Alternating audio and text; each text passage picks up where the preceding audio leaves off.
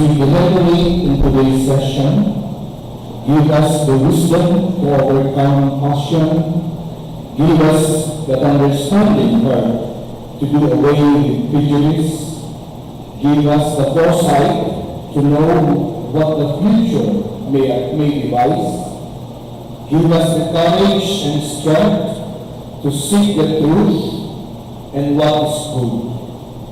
Give us the facility of language that we may be understood, and finally, our Lord, make us worthy public servants of this province. We deeply love and highly honor the province of Camarines Sur. Amen.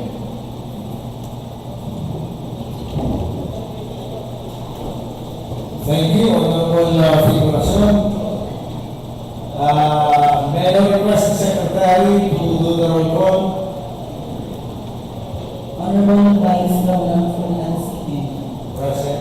Honorable Board Member Valentin Sina, Honorable Board Member Rodolfo Hernandez, Honorable Board Member Darius Quezon, Honorable Board Member Nelson D. Pagino, Honorable Board Member Antonio Sandoval, Honorable Board Member Hilmar S. Pacamara, Honorable Board Member Amador L. Simango, Honorable Board Member Fatih F. Figuracion, Honorable Board Member Rico Luis P. Jr., Honorable Board Member Emmanuel H. Noble, Honorable Board Member Alexander James Motion, Honorable Board Member Emilio Briones, Honorable Board Member Nelson Snappa, Chairman everyone certified at 6:34. We now have a quorum. We'll proceed with our session. The Honorable Mark is now recognized.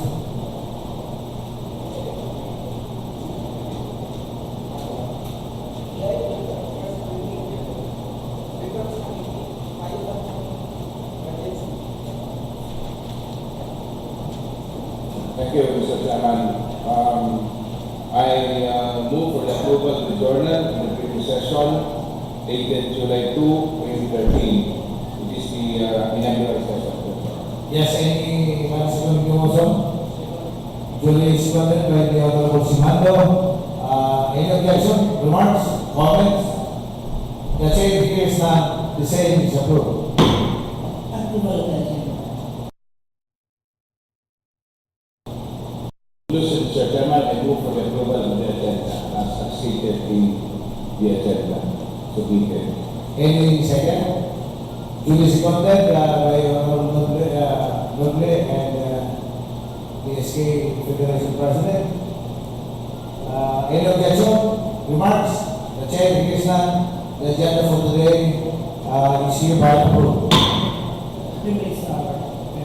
Mr. Chairman, two of our colleagues would like to await the privileges are the Honorable Hilmar S. Pacamara and Honorable Nelson B. Julio. All of them, Sir Chairman, gave copy of their speeches so that I move to recognize Honorable Hilmar S. Pacamara for his privilege now. The Honorable Pacamara is now recognized. Thank you very much, Mr. Chairman.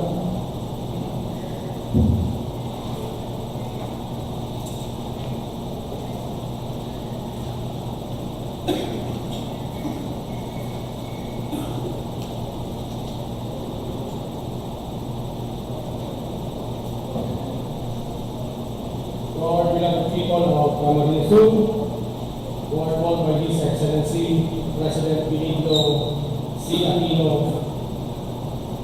as his bosses, the Honorable Chairman, Vice Governor Fortunato Ator Sintenda, distinguished colleagues of this august body, friends from media, employees, executive and executive department of the provincial government, to those who are observing and listening to our proceedings, ladies and gentlemen, a pleasant Tuesday morning to all of you.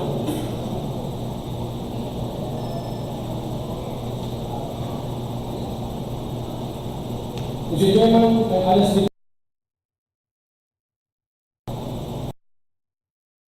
is both an honor and privilege to stand and speak before you. An honor to represent my constituents in the 4th district of Camarines, known as the Partido District. We have the privilege to serve the people of the entire province of Camarines. At first, Mr. Chairman, I often not to talk of this as if a very simple issue. However, if totally tolerated, this may result to further human disaster and economic damages. So I have made up my mind because I realize that as a newly elected member of the provincial board representing the Partido District, I am bound to take this challenge. And it is my moral obligation and duty to take good care of our people's welfare by way of ensuring their safety, well-being, and convenience. Secondly, Mr. Chairman, this matter is not a mere persuasion of the people's clamor, but this is also a sharing of my personal experience when a situation has almost put the lives of my family to a great danger. I remember less than a month ago, while driving my car going to Naga, one of my front tires was accidentally held down in the hole in the middle of the main highway indicated by scrubbing the road by the contractors in charge of undertaking a public works at the Governor Jose P. Valderrama Highway in Hanayan, Pili, Camarines Sur. Another incident happened last Friday and Sunday. Grabe na sa traffic, stranded parking na nagbubulos ng semento na nalibaglang pakundangan kasi pakialam sa kontraktor ng nilang inconvenience sa publiko. Those incidents, Mr. Chairman, are only examples of a clear and present danger and potential inconvenience brought about by a series of year-long ongoing rehabilitation, opening, widening of said highway going to Partido District. And this is also true to some thoroughfares in the province like in the barangays of San Felipe and Pacote, Naga City, Milaon, Lipanan, Sipukot of the 1st and 2nd districts respectively. Mr. Chairman, hundreds or thousands of our daily commuters, passengers, daily students, professionals, farmers, employees, tourists, business sectors, and government facilities have long been annoyed by this intolerable situation. Therein, an hour traffic is always created due to the following hindrances, namely, 1. Unmanned and very small improvised traffic lights. 2.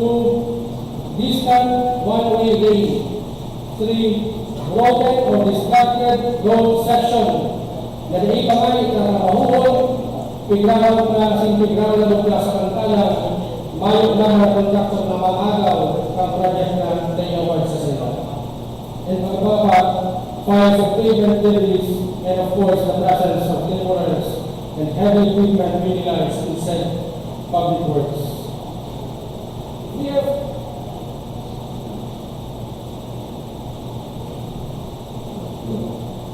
We have to consider the damages caused by bureaucratic delays.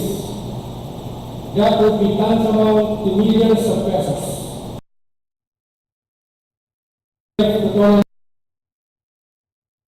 How commuters shall be put in line to potential failure.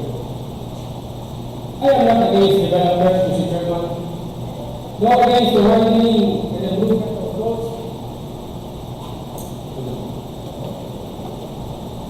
Road sections presently implemented in our province. But what this humble representation is about to request is the rationalization and reasons why these malicious delays and how the project is to responsibly carry out that compromises human lives and the province economy. Here are few common questions for which the people want that answers, Mr. Chairman. Why are we implementing these projects for so long? There will be a lot of delays.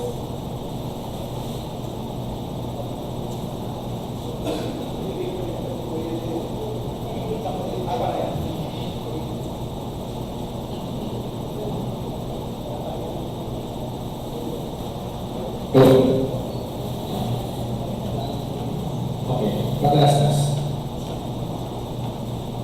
Here are some common questions for which the people want the answers, Mr. Chairman. Why are they implementing these projects for so long? There will be a lot of delays. Why are they destroying existing and new additional sections only to be replaced by the same formula?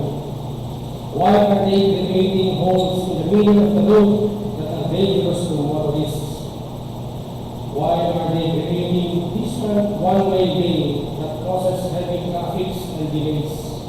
And more, who are responsible for this?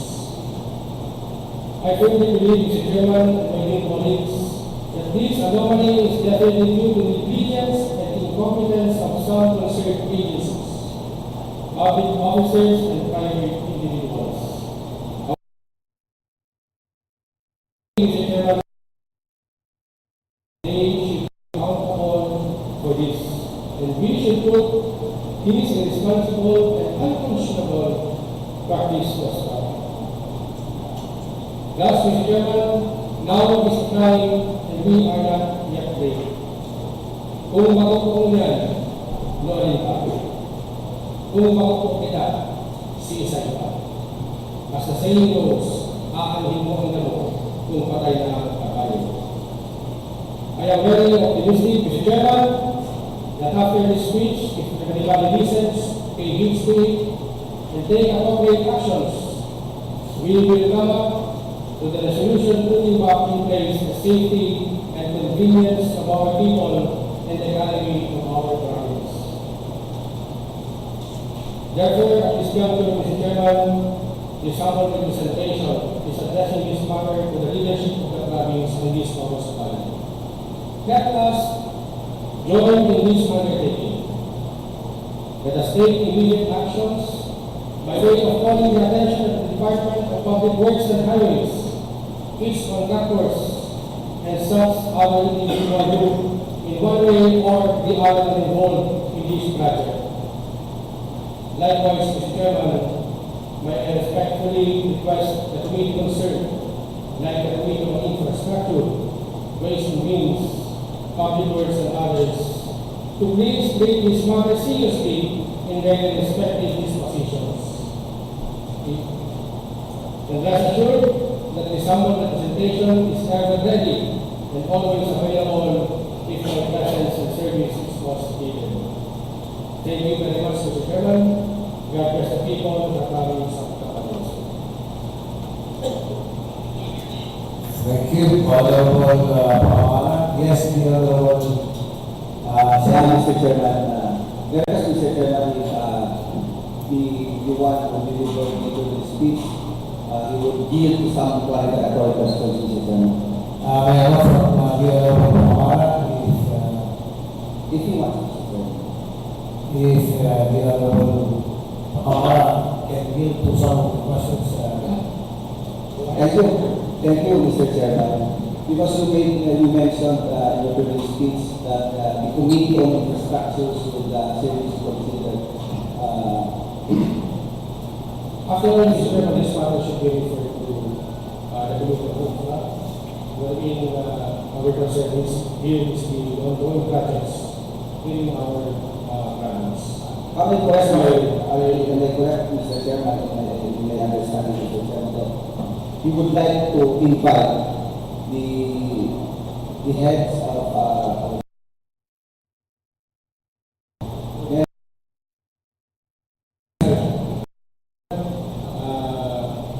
we, as much as possible, we would like to invite in an investigation for questioning and for clarificatory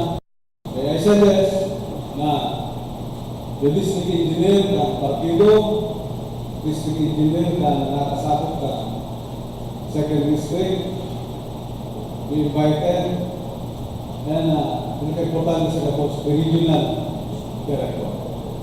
Thank you very much, Mr. Chairman. Well, I think the chairman of the committee on infrastructure listening, maybe will come to other matters that will be taken up. Yes, the what's the pleasure of the Honorable Julia? Additional suggestion, Mr. Chairman. Mag-ibig na tayo sa mga engineer, general director, siguro agad na lang itong listing ng tapos sa mga contractors na iwanagana, mga karaminda, para makikita kong side-side.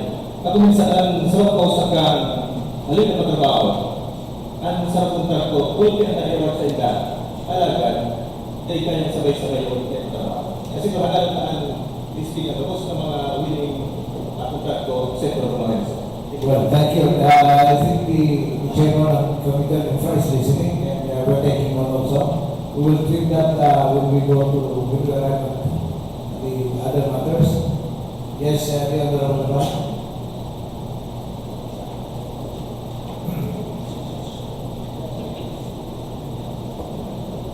For the next speaker, Mr. Chairman, the Honorable, may move to recognize Honorable Nelson Julia to be given to his privilege time. Yes, the Honorable Julia is now recognized.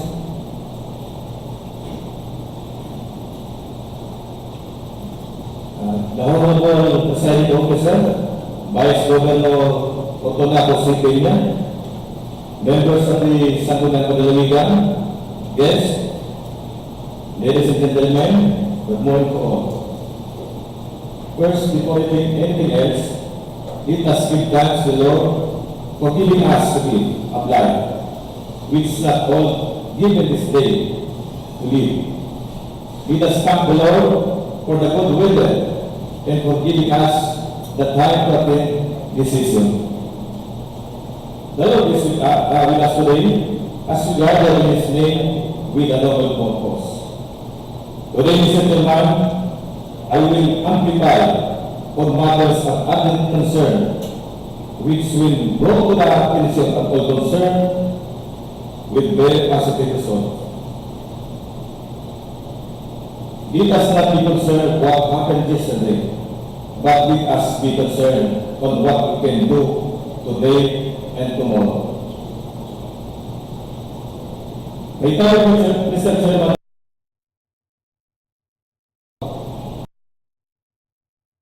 to improve only possible will be taken by those who are concerned. Mr. Chairman, let me focus on the particulars.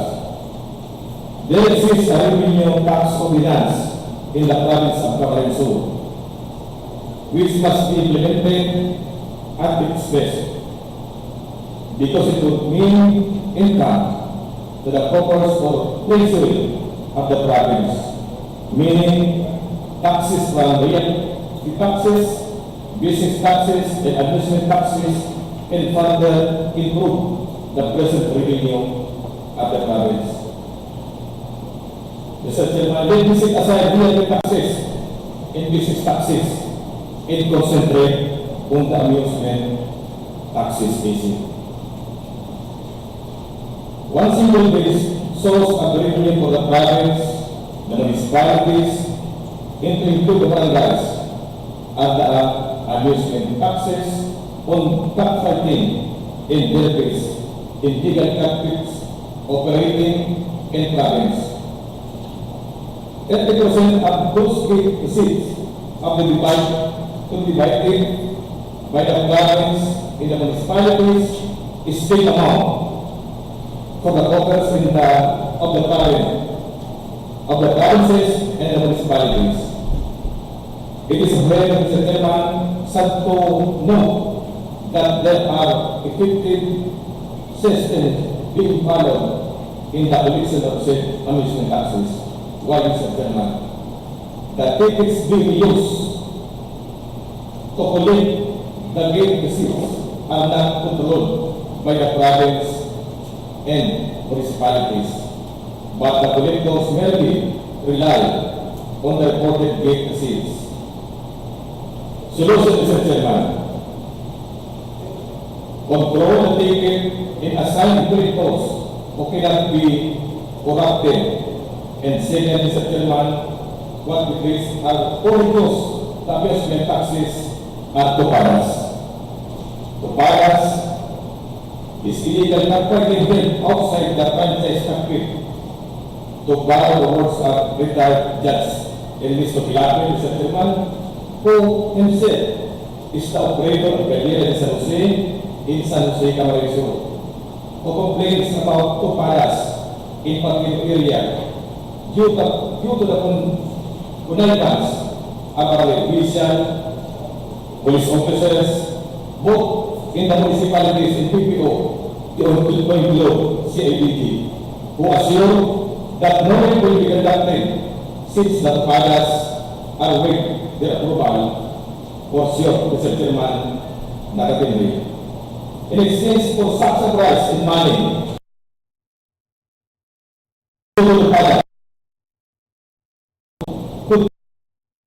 be part of the 30% to be related to the funds and municipality is lost. The most topadas are built in the barangay where human space several months before topadas are conducted. The citizen will be co-compliant as the cockfighting law, and even cockfighting ordinances of the municipality say that barangay fiesta cockfights must be held 3 days before fiesta. It must be done in licensed cockpit arena. Mr. Chairman, this is the most dangerous provision of the law, and topadas are resorted to thereby denying the province in the municipalities of the amusement taxes, and on the other hand, are the source of this money from the barangay officials and police officers. Let me to you, Mr. Chairman, the subsection D will be applied, will be compliant of the cockfighting law.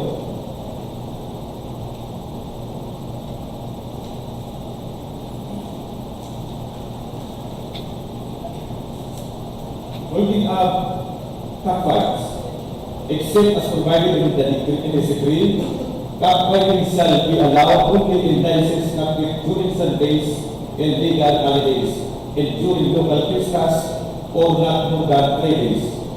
It will also be held during provincial, city or municipal agricultural, commercial or industrial fair, carnival or exposition for a single period of 3 days upon resolution of the province, city or municipality where such fair, carnival exposition is to be held, subject to the approval of the Chief of Constabulary, now the EGUs, or his authorized representative, provided that the parking on the occasion of such fair, carnival exposition shall be allowed within the month of the local fiscal or for more than 2 occasions a year in the same day, same city or municipality. That no cockfighting shall be held on November 30, June 12, Independence Day, November 30, National Heroes Day, Holy Ghost Day, Good Friday, election or Calendar Day, and during the registration day for such election or referendum. Mr. Chairman, kung ginawa na ito palas at the headache of the legitimate private owners of cockpit. Violators of Bill 449, particularly subsection 5, which is about the construction of the cockpit must be conformed with the zoning ordinance and approval of the building permit of the cockpit. Yan ang sasama is the subsection C. Section C of section 5 of cockpit law. Ito yung sasama. Cockpit site and construction. Cockpit shall be constructed and operated within the appropriate areas as prescribed in the zoning law or ordinance. In the absence of such law or ordinance, the local executive shall see to it that no cockpits are constructed within or near existing residential or commercial areas, hospital, school buildings, churches, or other public buildings. Owner, this is of operators of cockpits which are now existing and do not conform to this requirement are given 3 years from the date of activity of the decree to comply therewith. Owners of operators of cockpits which are now in existence with the zoning requirements prescribed by law or ordinance are given 2 more years from the date effectively of this decree to comply therewith. Approval issuance of building permits for its construction of cockpits shall be made by the city, municipal, provincial engineer in accordance with the respective building codes, ordinance, or engineering laws and practices. Example of the below cockpits, Mr. Chairman. Example of the below cockpit area, Mr. Chairman, with no name is situated at Santa Lucia, Magarawa, near the Santa Lucia Elementary School. In between the residential area, complaints has been raised that no action on the matter by COP of PNP Magarawa, even as the cockpits are held 7 days a week with big time put out, which is another violation of PNP 49, subsection 8 of section 5, which shall that no other forms of gambling in the premises of the country and violators will be criminally liable under section 8 of PB 449.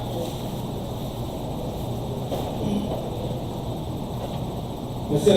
Chairman, in conclusion this, the target is very clear, which is revenue generation. The problem is collection in what are the solutions, Mr. Chairman? Number 1, list of legitimate licensed franchise cockpit arena the municipality. Letter A, location, municipality or city, the owner, DTI business name, registration, and date of expiration, present status with franchise for Kulong, the date of cockpits, and the number to Mr. Chairman, issue registered and control ticket, which will be the basis of 30% computation of the amusement taxes. And number 3, send provincial and municipal collectors to collect amusement taxes every after cockpits, 50% for the cars and 50%, 15%, which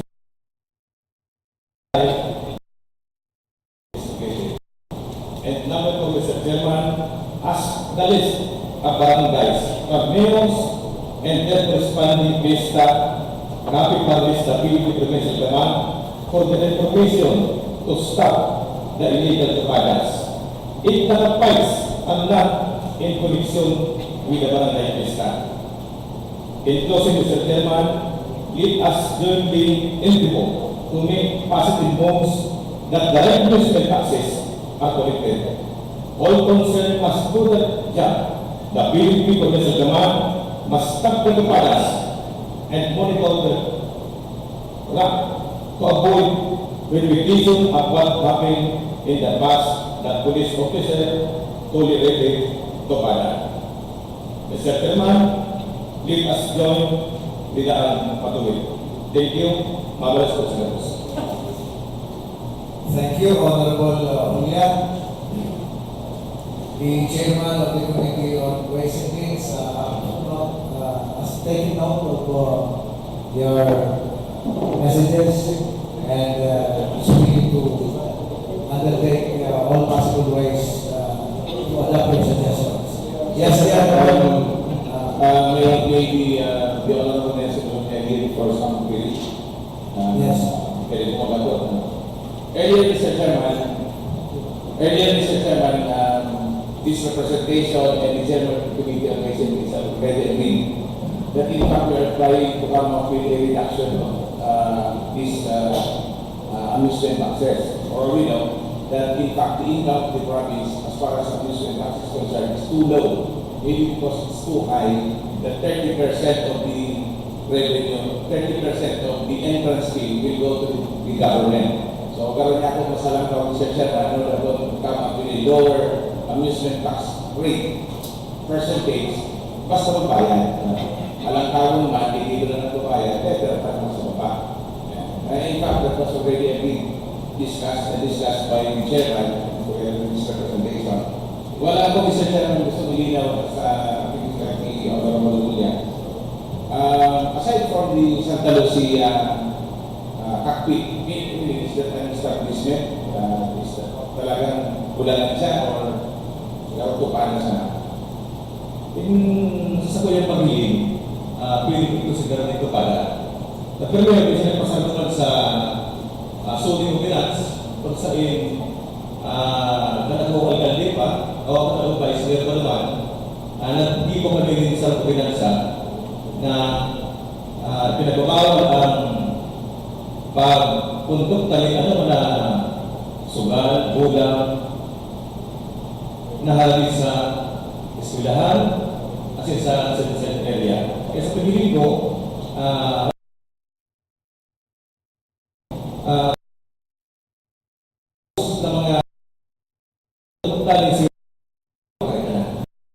Actually, Mr. Chairman, according to PD 449, there will be only one cockpit arena or cockpit place for every 100,000 population. So, kung di ito pa 100,000 or 100,000 and below, dapat sarap lang talaga ang bulangan sa kagagaman, Mr. Chairman. In excess of 100 another. So, I don't know whether there are municipalities here na igualing sobra ayan. So, ilang siguro ang mga munisipyo na may sobrang 100,000 population, Mr. Chairman. All the rest will be illegal. So, they have to be set to only one place, a cockpit, a place for cockfighting for every 100,000. And another thing, Mr. Chairman, tumadas per se is automatically illegal. Because according to the law, Mr. Chairman, 449, it says, pwede kang, kung may fiesta ka, pwede kang magpabulan sa legitimate na bulanan. So, susunod, daw ka duman sa punong ang fiesta, sa bulanan ng graway ng magaraw, sa itabi ang bulanan ng magaraw. Ilian sa gusto ko naus kong iba, sabi ba naman sa bago na i-identify ka itong mga bulangan, may lihig mong bulangan, para ma-identify ka kung saan talaga nabanuhaan ang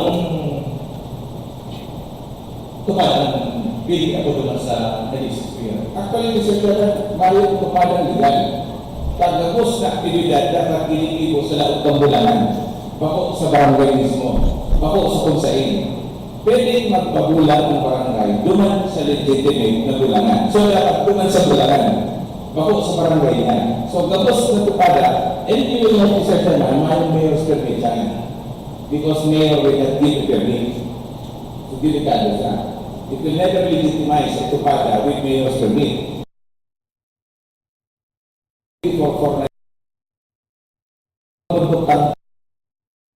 Pasabog sa laot ng legitimate na bulangan sana bako sa barangay. So, yan nga yung mga big pen, pero mga bulangan na itupadaan.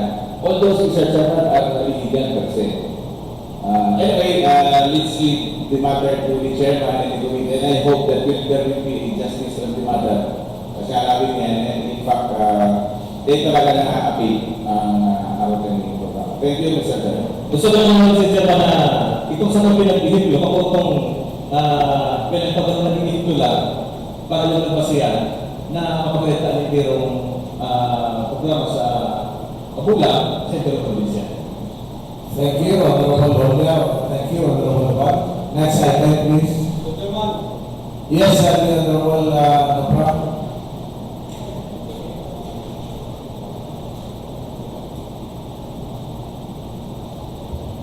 Mr. Chairman, sa loob sa mayor ng katuwiwan na napakagaling na sa Student Sport Member ko ng Galaw.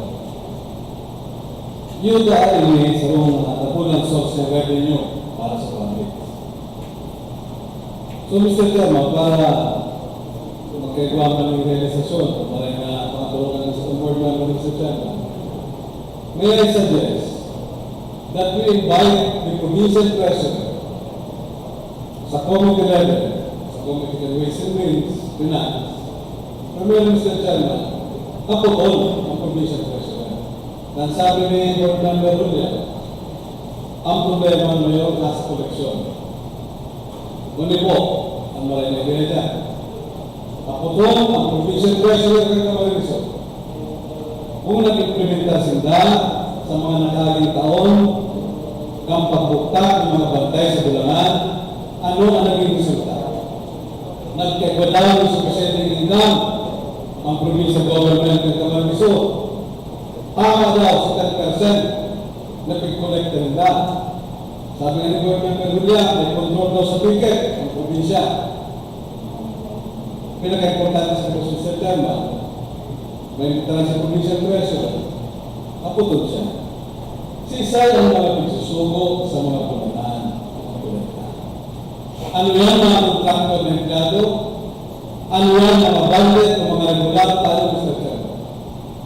Ako po, na nag-aabot sa istorya, na ibang pinabantay, pagkalisin ko ng panahon na kayo ng problema sa Pilipinas.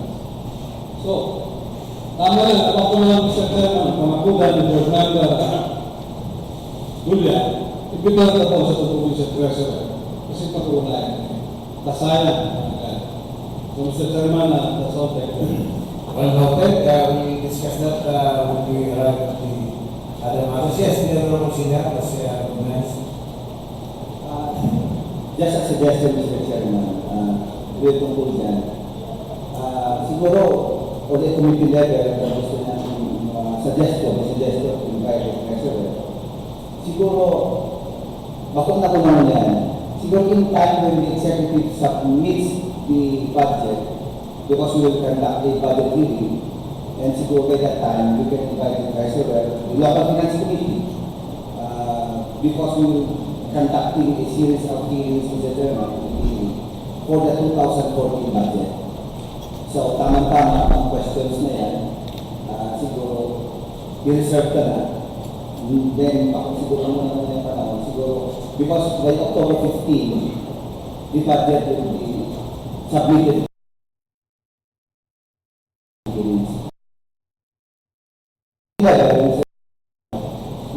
All the department heads, and we will let them explain. Every department, we will invite department heads, Mr. Chairman, including the provincial treasurer. So, siguro, yan lang, just a, gusto ko lang Mr. Chairman. Thank you. Well noted, but in the meantime, the chairman of the Committee on Ways and Means is taking note so that it will be considered in the future legislation. Yes, the Honorable Makamara. Yes, Mr. Chairman, I'm concerned for Mr. Chairman to board member from Batangas. Ako lang sa production, yung mga ako sa illegal gambling. So, ako lang sa Committee on Ways and Means, hindi pa rin sa Committee on Games and others. So, in fact, last session, kung Mr. Chairman na-refer na resolution address PPD na totally haliyong illegal gambling lalo ng kapal. So, tuwang committee Mr. Chairman na dapat ay refer si Bill Gates ni board member. That's all. Well noted, yes, the Honorable Makamara.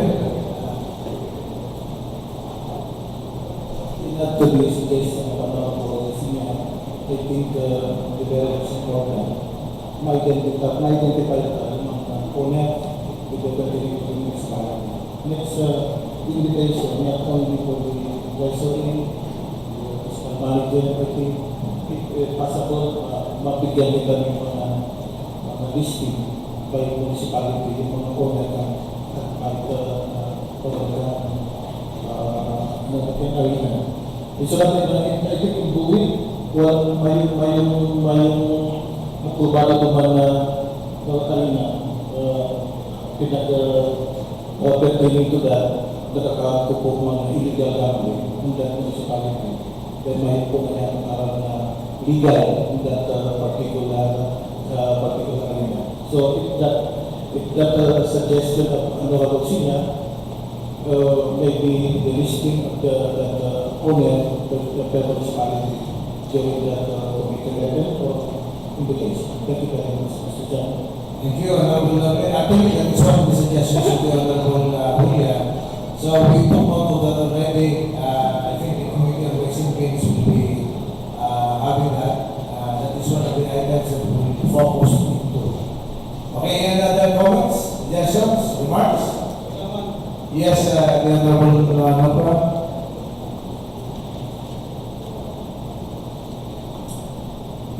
Mr. Chairman, sabi mo na subago, timely na nabulan si Board Member Julia. Mahal din yung biggest source of revenue na para sa plato. If we will wait, Mr. Chairman, from now till October, that will be 3 months. 3 months pag-ialala na kung marelasyon pala, hindi Board Member Julia, then after. Well, ang building, sino ng provincial treasurer po, dahil pangalan ang nagbigay sa akin sa sagulang pa. Kung yung pinagpili man sana, mana daw po napapunta siya, kung ano talagang gawin. Bagong literato, bagong income.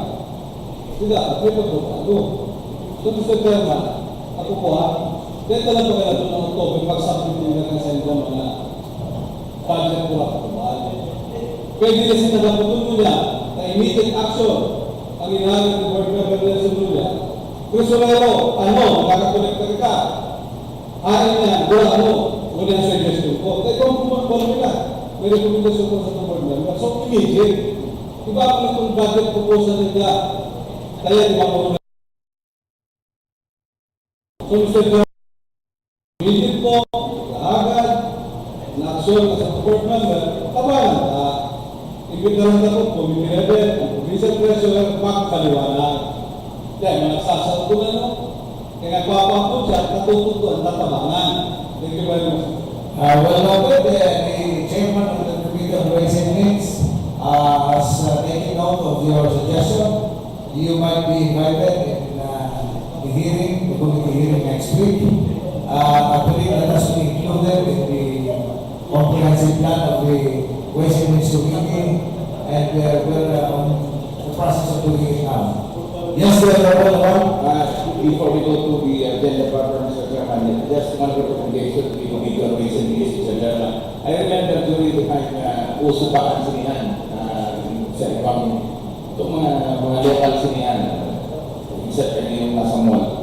Iba sila na nakarulog ticket, duly stamp ng provincial government.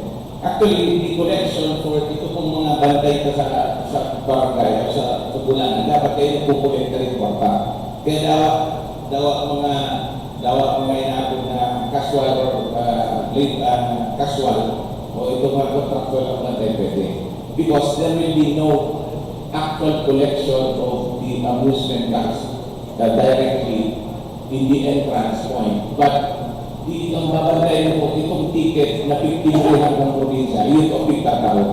So, pwedeng either na amay na bayaran itong sinihan o itong bulangan itong ticket na ito, or later, or piliin din pa rin, pero naubos itong babayaran. So, we have to go back with that system, Mr. Chairman, so that there will be no actual collection of money during the entrance. Kaya, kung pwede na ibalik yung system.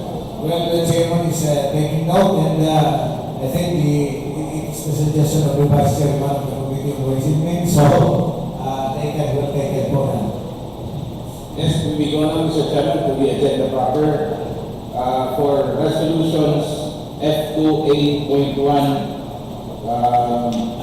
as sponsored by Honorable Nelson B. Ulia. Let this proposed resolution be referred to the Committee on Basic Education.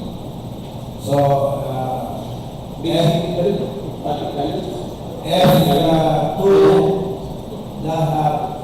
A1 refers to basic education. Mr. Chairman, basic and higher education. Because I think the resolution for Member William will also include colleges, Okay, high school and college. high school and college. So, must refer to the two committees.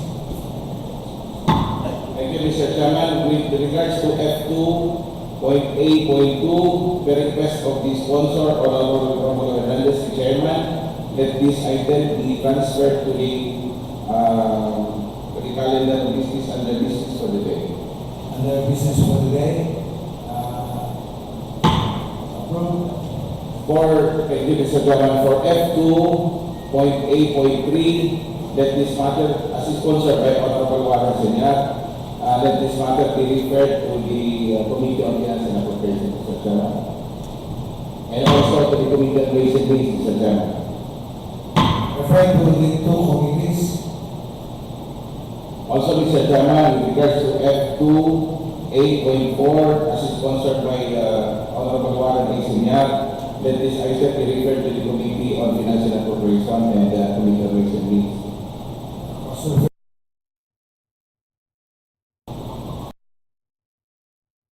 Mr. Chairman, as proposed by Senior, let be referred to the Committee on Finance and Appropriations, Mr. Chairman. F2.B.1 is referred to the Committee on Finance and Appropriations. For circulars, letters, and other communication, for F3.A, a letter dated June 10, 2013 from the Director 4 of the Budget and Management, Honorable Rebecca D. Olayon. May we request our Official Secretary to please read the communication. Yes, the Secretary is directed to read the communication. Public Deliveries, Department of Budget and Management, Regional Office Number 5, Regional Center Site, Province Quezon City, 10 June 2013. Ms. Nicolita, Secretary, San Delivery Council ng Marisol, Provincial Capital Clinic ng Marisol. This refers to your F1 2013 Supplemental Budget Number 1, authorized under appropriation ordinance number 039-2013 on February 19, 2013, approved by the Governor and submitted to this office on May 8, 2013 for the continuing departments of the Governor Mariano P. Referred Community College. We are returning without action the FY 2013 supplemental budget number 1 for month of chair approval for the creation, establishment of the community college and the submission of its feasibility study, which will show the sustainability of the operation of the college. Further, funded position that will remain vacant for years will be abolished and the appropriation can be used as source of fund instead of resorting to 1 month saving of vacant position to fund the initial operation of the community college. Very truly yours. Signed, Rebecca B. Lion, Director for. Mr. Chairman, Yes, the Honorable Singan. with regards to that, Mr. Chairman, may I know from the Provincial Secretary if, because I think that is addressed to the Provincial Secretary, may I know if the budget department has a copy or you forwarded that to the executive, that copy addressed to you? May I know from the Provincial Secretary, Mr. Chairman. Your Honor, copy, we have sent a copy to Director Rebecca Online last May 8, 2013, together with the ordinance number 39, series of 2013, authorizing the creation of. Yes, I know, Mr. Chairman. My question is, if that the letter, the answer of Director Lion addressed to you, may I know if, Mr. Chairman, copy or the copy? Not yet. Your Honor. Not yet. So in that case, Mr. Chairman, Not yet informed, not yet informed. We're waiting for the instruction of the budget. yes, Mr. In that case, Mr. Chairman, I move, Mr. Chairman, that the presiding officer instruct the Provincial Secretary to furnish the executive department, especially the department of the budget department, regarding that resolution, because they are now preparing the budget. So if the DBM had not acted on it regards to the supplemental budget, we can incorporate that in the 2014 budget, because that is very important in the manner, because board members Nopra and board member Nopra Hernandez are really pushing for the realization of that community college in the manner. The Secretary is so directed to immediately furnish a copy to the Executive Department, particularly to the Office of the Provincial Budget Officer, for their immediate appropriate action. Yes, the Honorable Lambra wants their answer. Mr. Chairman, may I ask the Provincial Secretary, when did you office? When was the Secretary receive the This was received by this office secretary last July 2, 2013 by me. Mr. Chairman, Yes, so, thank you. Mr. Chairman, so former Provincial Budget Officer, contrary to Mr. Chairman, ano po ang implikasyon pag sinabi ng BBM na we are returning without action? We only have to comply with the requirements. What is needed is the approval of the chair and a feasibility studies, which the planning office has already prepared. So I think we only have to comply with the requirements, and then we have no problem. We already the commercialization of the community college. So there are two major requirements being asked by BBM for them to act on the supplemental budget. Number one is the check approval, which we have already initially submitted the requirements, and number two is the feasibility studies. Also, they suggested that instead of realigning some of the funds, the BBM suggested that those funded positions which were not filled up for the last 3 years be be written off so that the funds being utilized and allocated that can be used to finance the family items in that community college. So by that, Mr. Chairman, we can assure the people of Bimana that iba na nag-ihiro para ganito na po. Si Sir Mr. Chairman, nag-askas ko. Actually, it's the audit office and the planning office. The planning office is now working on the feasibility studies, which is also a requirement of the check. So we are working on a temporary permit to be issued by the check, and hopefully we'll have that before the end of the year. So I think the people will be assured of having the community college within the year or early next year. Mr. Chairman, I know that you have personal knowledge na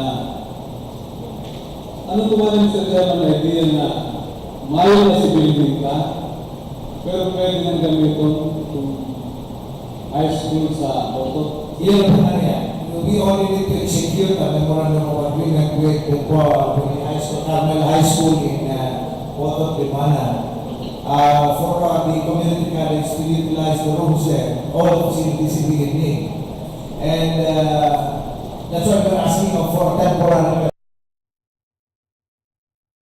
check, also asking us to submit additional requirements like the feasibility studies and the assurance that we are going to fund the operations of the college. So the planning office and the provincial budget office is working on the requirements already. As I said, we're hopeful that we will be able to get the temporary permit before the end of the year. Mr. Chairman, ito pong sabi mong memorandum of agreement para sa probinsya sa Carmel High School. May nag-prepare na po kaya? Actually, that has been signed already by the former governor and the schools division superintendent of Comonwealth School. That is in place already. So what we are just awaiting is the feasibility study and the temporary permit to be granted by the check so that we can operate the community college legally. So Mr. Chairman, sa araw po kayo nakamultakan na pagmado ng dating governor, Sintan Gepet, Carmel High, ang Sintan para magamit ng school sa facilities. Well daw po, this coming semester, pwede na daw makako ng enrollment naman. We will wait for the issuance of the temporary permit because otherwise we will be charged of illegally operating the college. So we are hopeful. We are hopeful that upon submission of the requirements, we are hopeful that we'll be having the temporary permit. Because the regular permit, I think, will be issued only by the check. At the moment, we have already the facilities and the buildings owned by the community college. But in the meantime, we are working on the temporary permit muna. Pero hopeful kami na before the end of the year, may release the temporary permit because we have already complied with some of the major requirements being asked by the regional office. Thank you very much, Mr. Chairman. Klaro po kung liga po, subig sa po ang mga na ito. Para maging malinaw, lalo na sa lupaan. Takanakaling eleksyon na ginamit pa ni Sulaman sa probinsya, dahil nga yung University of Plywood sana, announcement sana. Kanya po malinaw, totoo ang iktarang ni Governor Ebre, tama ang pag-isapan ni Vice Governor Lato Peña, tapos ang Bimana Community College. Thank you very much. Thank you, Honorable. No more any other items? No more? Next item, please. F3. For F3B, Mr. Chairman, I request our provincial secretary to please read the letter coming from Police Chief and Superintendent Valero Medellin Bausa, our acting police secretary. The secretary has requested to read the information. Honorable Nancy Peña, Vice Governor of Province of Camarines Sur, presiding officers of the General Initial Capital and Building Camarines Sur, attention. The Chairman, Committee on Peace and Order. This greetings. This pertains to the memorandum from Regional Director PRO 5 dated July 12, 2013, PRO 5 LO1 Patrino, PRO 5 Anti-Criminality Action Plan dated January 22, 2009 that requires a resolution of approval on local anti-criminality action plan at provincial level. This is in relation to the decentralization formulation and implementation of the LACAP with corresponding support from the provincial government. In this connection, attached herewith is the local anti-criminality action plan for the passage of provincial ordinances for better crime prevention and solution. Further, please be informed that copy of these local anti-criminality action plans was already submitted to Honorable Miguel Reyes Villaferte, the Governor of Camarines Sur, for information and approval. It is indeed very grateful to closely work in partnership with your office, especially pertaining to public service. Thank you and more power to your sign. Ramiro Benedict Abamusa, Police Senior Superintendent, Acting Provincial Director. Yes, the Honorable Espiritu. Thank you, Mr. Chairman. First of all, may I pose a query to our Provincial Secretary with regards to this letter from the Acting Provincial Director, because, Mr. Chairman, it is clearly stated here, and I quote, in this connection, attached here is the local anti-criminality action plan for the passage of provincial ordinances for better crime prevention and solution, end quote. So, this would mean, Mr. Chairman, that there is attached local anti-criminality action plan. So, because in our agenda, the letter is the one who's on that. So may I request the chairman of the committee this order that I may be provided with the action plan for my information and better guidance. Yes, Your Honor, it's in the Yes, Mr. Chairman, according to the first paragraph of the letter, according to that requires a resolution of approval. So it seems that we have to approve. Sangguniang Palalugan should approve or pass a resolution approving the local anti-criminality action plan. Yes. I think we cannot have that discussion, Mr. Chairman, for the members are not yet acquainted with the action plan. Maybe we will refer the matter to the chairman of the committee or to the committee of peace and order so that they can have this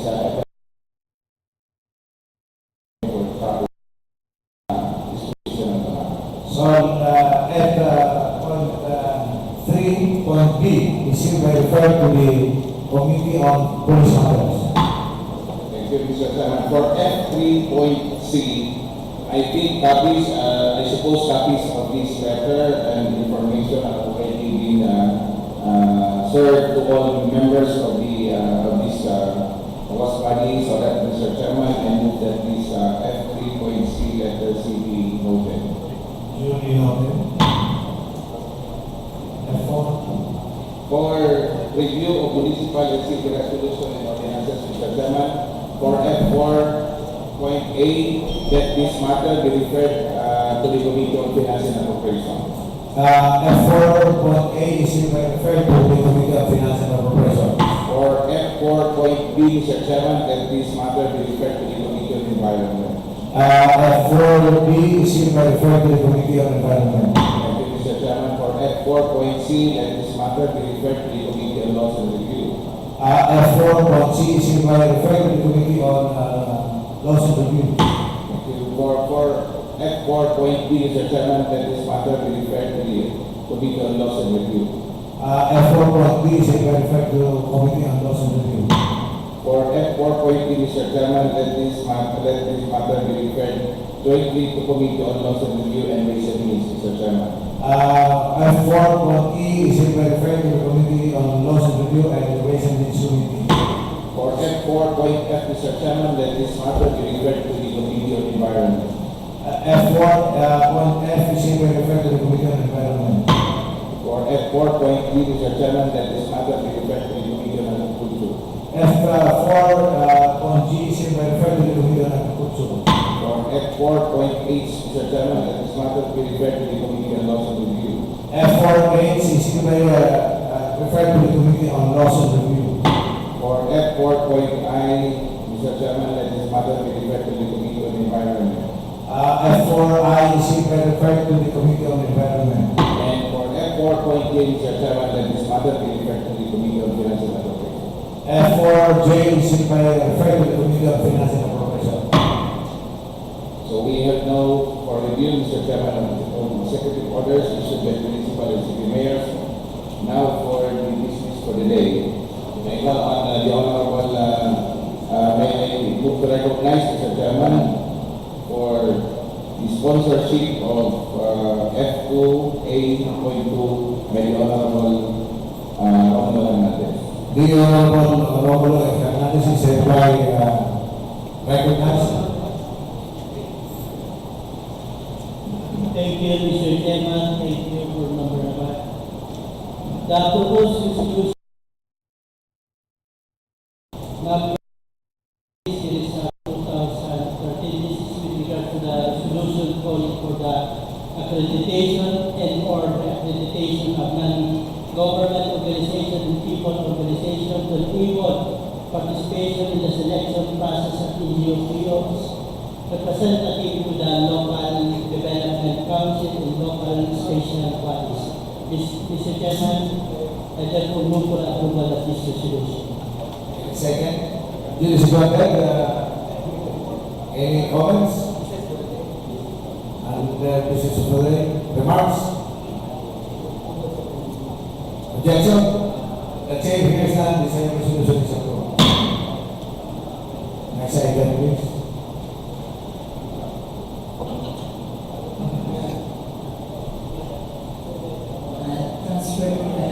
Under business, transfer and sign agreement. Other matters, announcements. Other matters, Mr. Chairman. Yes. In the agenda, we have a copy of proposed resolution and ordinances. Ano po? Ipakita ng mga kopya.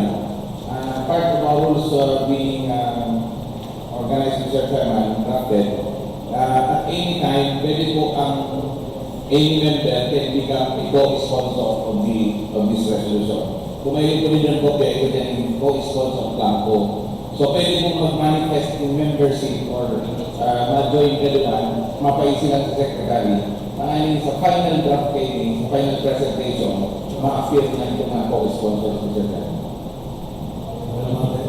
And also, Mr. Chairman, may I ask our provincial secretary whether we have a visitor, guest to be invited this coming sessions? Almost there. First session of August. We have to win. Yes. Yes. Operational Regulation Commission. Are they coming? Are they coming?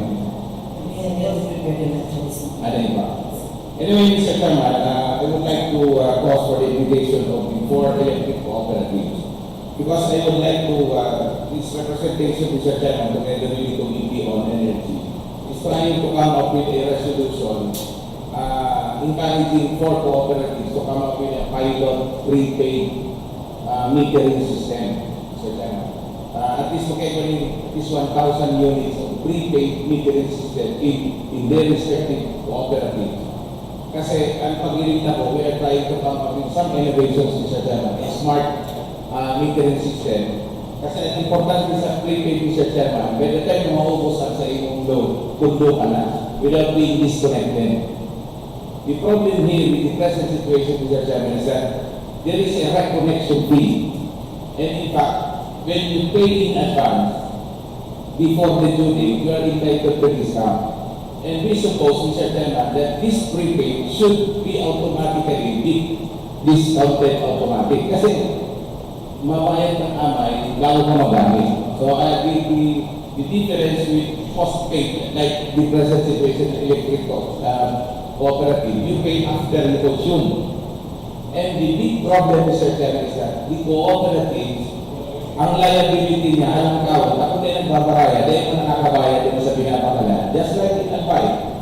At any time, pwede siya nang nasasabi, madiglom ang Albay kasi dahil nakakabayad.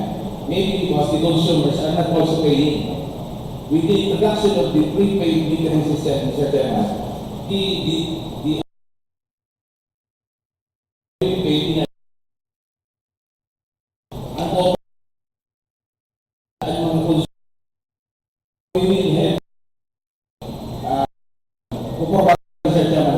feasible, we form cooperatives, and there will be a prepaid metering system. So you buy any counter, maybe mga accredited tindahan or bangko or anywhere for the consumption.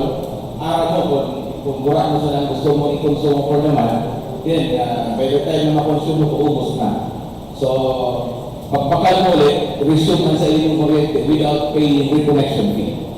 And many things can be saved because of that prepaid. So, we are inviting them, Mr. Chairman, not only for the proposed resolution, but also we would like to ask them some information, Mr. Chairman, like the present condition of all cooperatives as regards to financial condition, Mr. Chairman.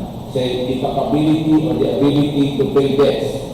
May ang gusto sabihin, Mr. Chairman, ito na pigilin ka lang, ano ang mga underlying factors why some cooperatives, not in Camarines Sur, maybe, na di nakakabayad din sa ilang pinagkakatangan ng mga institusyon, pwede kang marama siguro, maybe, because ito mga consumer kaya nagbabayad ng company. Kaya nga nag-i-introduce kita kay Mr. Chairman ng mga innovative revisions.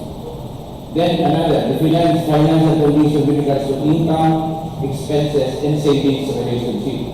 Ano po, itong mga comparison, whether this cooperative is gaining savings or baka puro siya na sa negative. So how will this cooperative survive if this cooperative is not gaining, does not generate savings? Then the list of power providers is Mr. Chairman per co-op, so that we will know sa inyong paparakalisin ng kuryente. Kag-liberalize Mr. Chairman ang power industry, so they have the freedom now to buy anywhere kung saan sila pwede magpakal ng kuryente. So we would like to know, and maybe compare how much they are paying with this, kasi siguro, we have noted in America na tahul ang providers, Mr. Chairman. So parang ang market ng kuryente, tahul. So, nakakaiba ng division, mas advantageous sa parte ng mga consumers. And also, the power loads, Mr. Chairman, we would like to know the daily, weekly, monthly power loads. So that we will understand, in the first place, Mr. Chairman, with the new administration, with the new leadership of the province, we are inviting more investors in the province. So we would like to know the power stability in the province. Can we provide more power for the new investors in Agro, Mr. Chairman?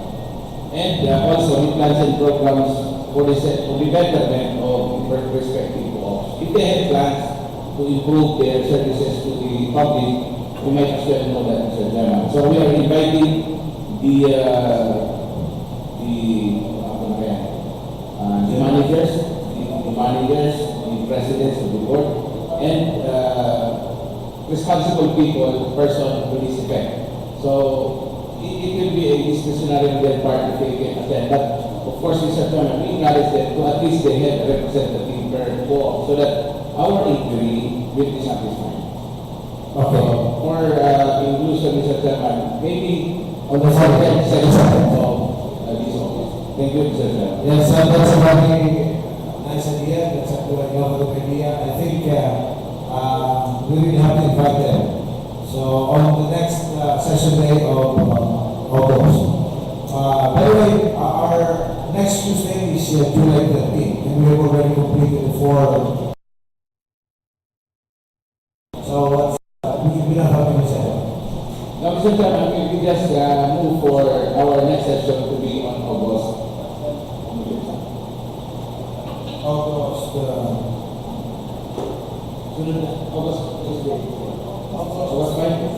6. I move, Mr. Chairman, that our next session be conducted on August 6, 2013. Okay, The same time. Duly seconded. So our next session will be on August 6, the same time.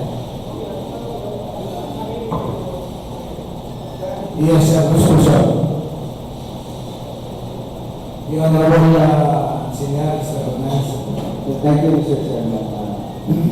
In connection, Mr. Chairman, with the speech of Honorable Pacamara, I hope, Mr. Chairman, that I need to pause the invitation the regional director of Deputy Classificates and the different district engineers, and to bring with them the list of contractors, Mr. Chairman, as requested by Honorable Junior.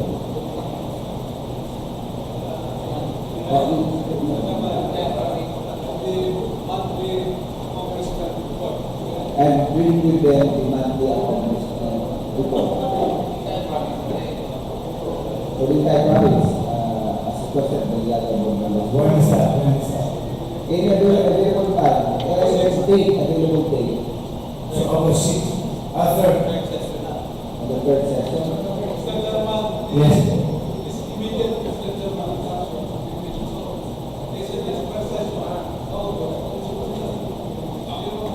I think we only have one guest naman from PRC. We can accommodate, I think, with the words because there's an urgency to invite them bring in. So I suggest we can accommodate them on August 6th. Because there is urgency again. We have to accommodate them with. So, That's all, Mr. Chairman. Thank you.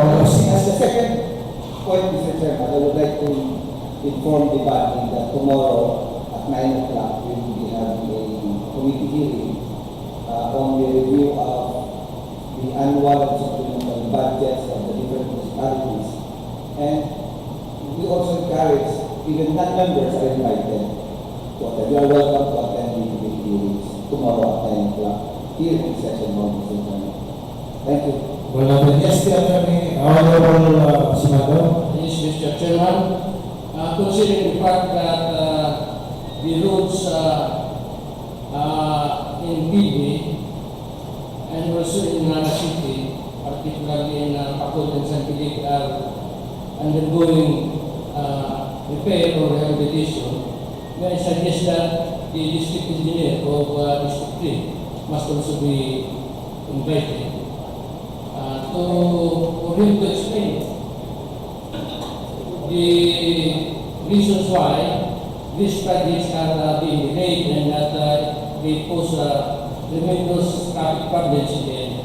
I think we are inviting all the district engineers within the province of Cotabato. So, that has been taken and including the regional director. So, it's very clear, the secretary is directed to send an invitation letter to the regional director of DPWH and the 5 district engineers of DPWH within the province of Cotabato. Yes, Honorable Pacamara.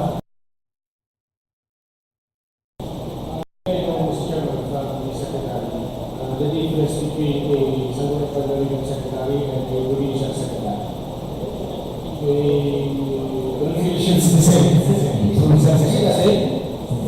Otherwise, Mr. Chairman, I thought that once you put it as a, or address it as a Provincial Secretary, you refer to the Secretary of the Governor. While if you use the word Sangguniang Pagdaligang Secretary, you refer to the Secretary of the Sangguniang. It's a correct, yes, our consultant on matters, Actually, it is part of the Committee of Internal Rules. Maybe ask our Provincial Secretary, ano pong nomenclature mo sa same appointment? It's the appointment is a commission government department head, and then goes into parentheses provincial secretary. Provincial Secretary. So actually, Mr. Chairman, our Provincial Secretary is functioning dual capacity. First, as Provincial Secretary, as in accordance with the local government code, and our Secretary of the Sangguniang Pagdaligang. Sa loob ng Sangguniang, there must be a Secretary.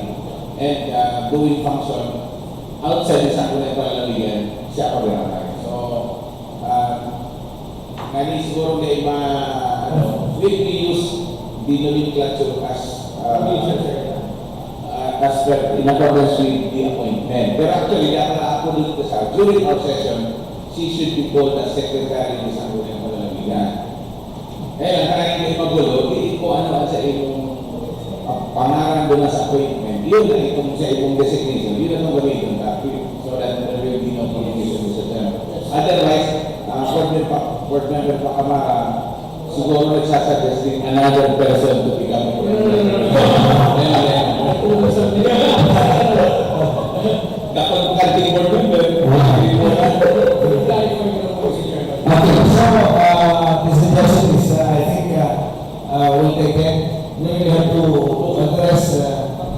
we have to agree on the, so you have to call her as provincial secretary. Provincial Secretary na lang ang mga position.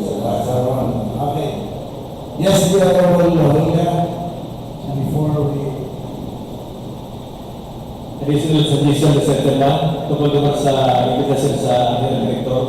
Ano daw kung duwan pa na tansuran sa nung nag-invite sa iyan, sa nung request na orderan naman sa iyan apat na district engineer mag-attend.